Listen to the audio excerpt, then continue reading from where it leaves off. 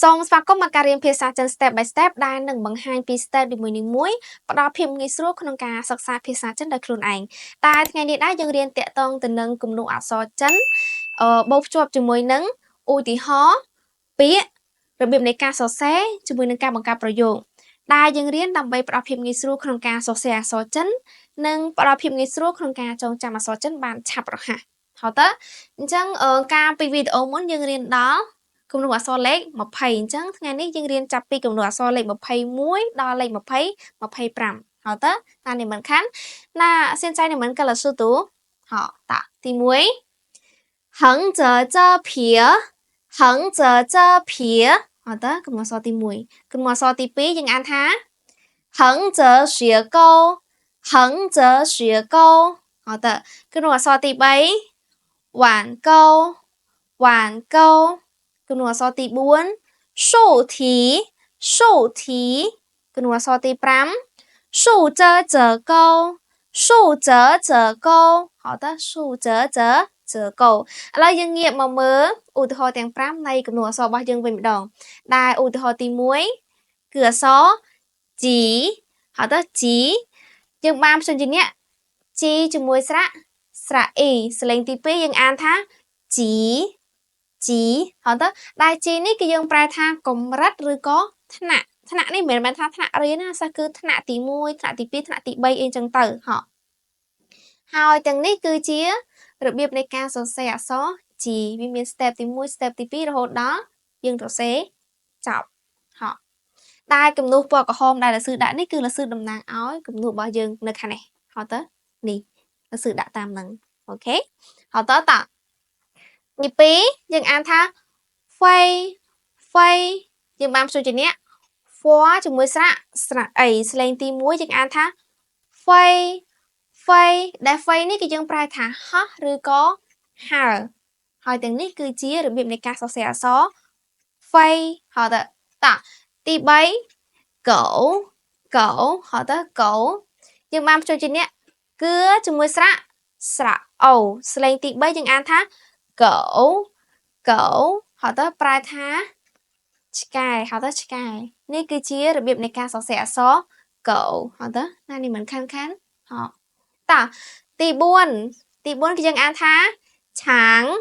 ហើយតើឆាងយើងបានផ្ទុយជាអ្នកឈឺជាមួយស្រៈអាង ang នេះយើងអានថាស្រៈអាងអញ្ចឹងសលេងទី4សុំទោសសលេងទី2ចាសលេងទី2អញ្ចឹងយើងអានថាឆាងហើយទៅឆាងក៏យើងប្រែថា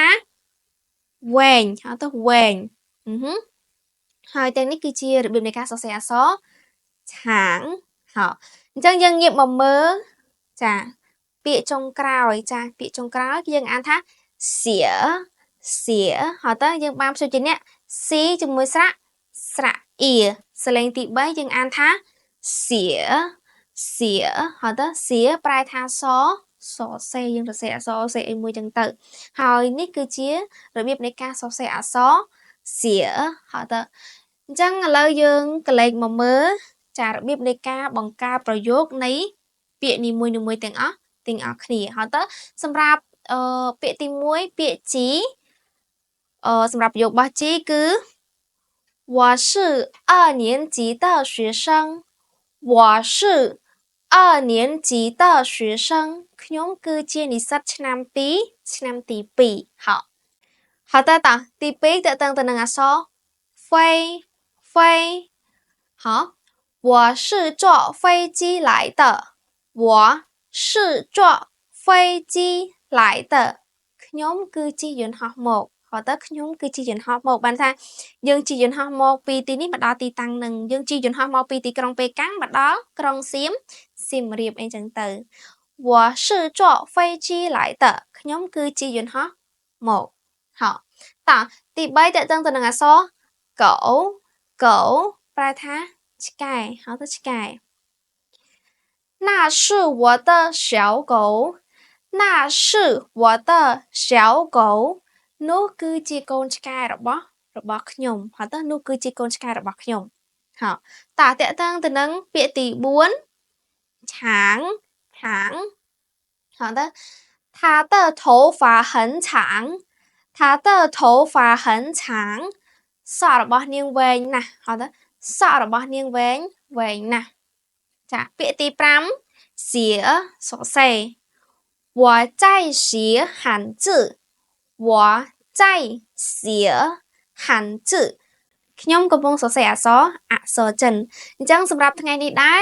លោកស៊ឺសូមបញ្ចប់ត្រឹមតែប៉ុណ្្នឹងសិនហើយយើងនឹងជួបគ្នាទៀតនៅវីដេអូបន្តទៀតសូមអរគុណ